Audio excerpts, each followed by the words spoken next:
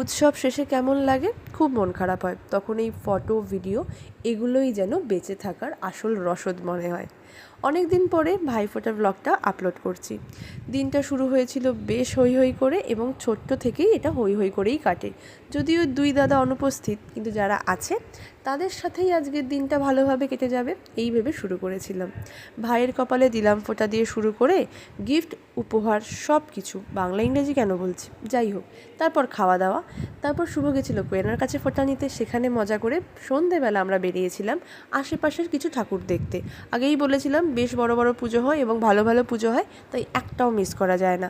আর এখানে ভাইফোঁটা অবধি পুজো থাকে, তাই সকল মাকে দর্শন করে নিয়ে বাড়ি ফেরার পথে কিছু টুকটাক ভাজাভুজি খাবার কিনে 3 বন্ধু মিলে মুড়ি দিয়ে খেয়ে, প্রমিতা কিছু বাজি কিনেছিল, সেগুলো তো শেষ করতে হবে, ওই সব করে নিয়ে বাড়ি ফিরেছিলাম। আর এখন সব উৎসব প্রায় শেষের পথে। দেখা হবে নেক্সট একটা ব্লগে। আজকের মতো